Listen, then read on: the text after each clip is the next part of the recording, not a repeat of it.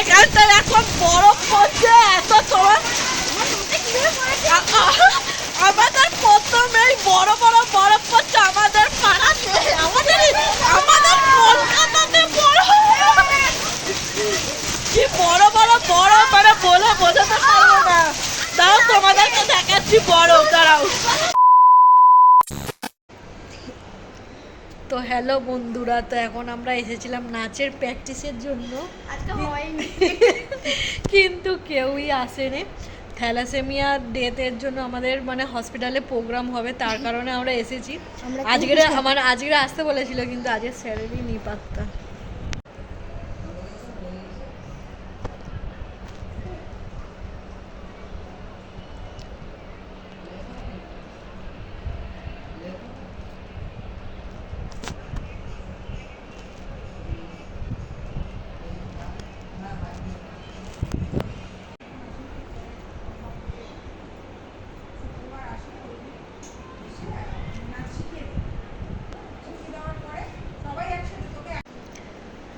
তো এখন আমরা বাড়ি চলে যাচ্ছি, কেউ নেই, পুরো ফাঁকা দেখো রুমটাতে। চল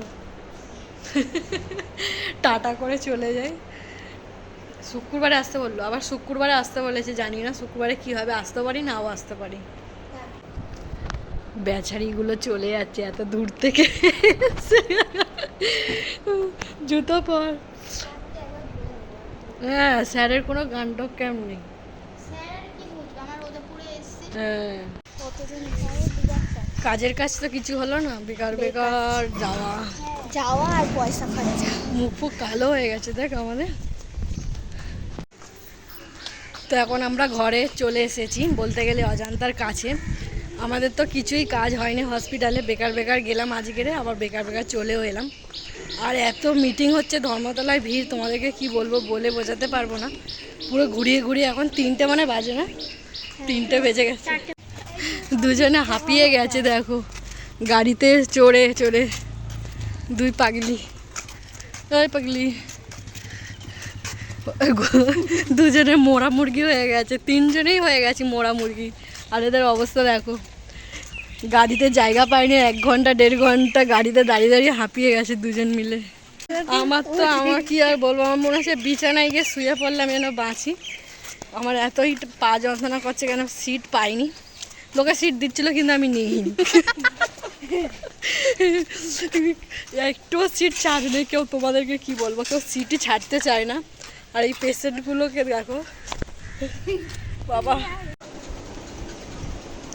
তো আমরা তো দেখতেই পাচ্ছিলে বিকেলবেলা ঘরে চলে এসেছি হসপিটাল থেকে, এসে একটুখানি খাওয়া দাওয়া করে রেস্ট নিচ্ছিলাম। আর এখন সন্ধেবেলা এসে গেছি শাশুড়ি মায়ের ঘরে।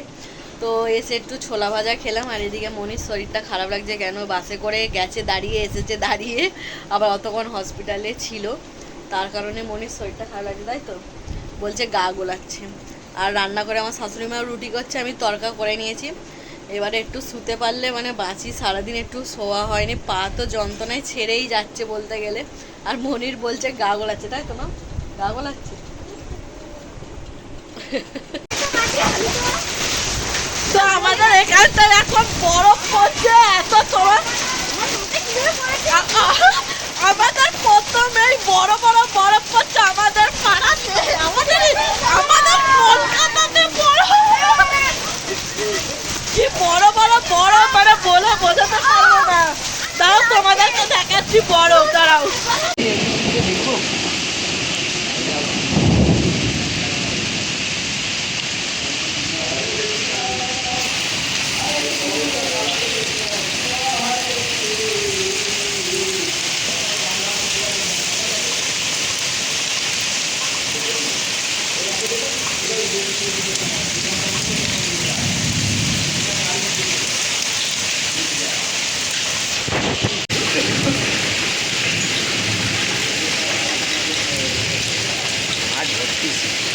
পাতাই যাবে।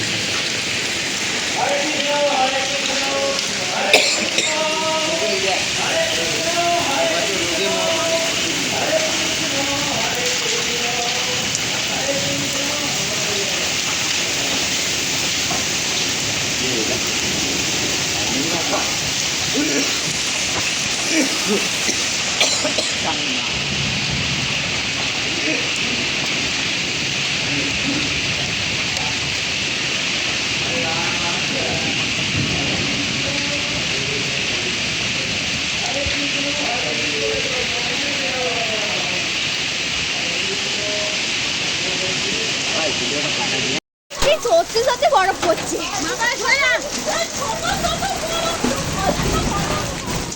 গায়ে লাগবে মাথায় লাগবে আমার মাথায় লেগেছে কন্ট্রোল করতে আমার মাথা টাকাস টাকাস করে লাগছে আমি বলি দেখি তো জানলাটা খুলে বরফ পড়ছে কিনা ও দেখছি জানলায় বরফ পড়ছে এই একটু আগে অনেক পড়েছিল অনেক ঘুরিয়েছি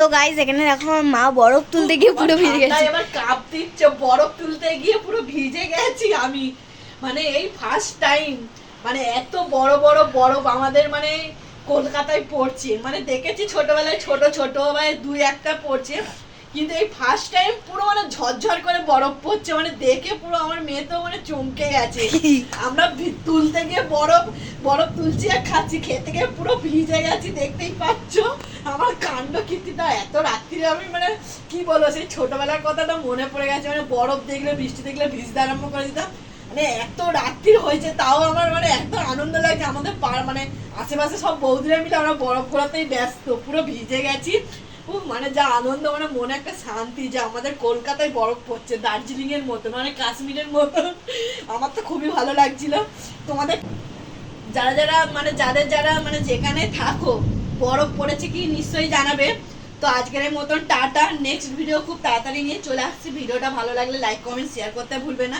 আর তাড়াতাড়ি সাবস্ক্রাইব করে দাও আর আমার যা অবস্থা দেখতে পাচ্ছ এখন ড্রেস চেঞ্জ করতে হবে তো এখন রাত্রিরে তো খাওয়া দাওয়া করতে হবে রাত্রিরে খেয়ে দিয়ে ঘুমিয়ে পড়বো তো সবাইকে গুড নাইট এখন আমি ড্রেস চেঞ্জ করে নিই যা ঠান্ডা লাগছে এবার আমার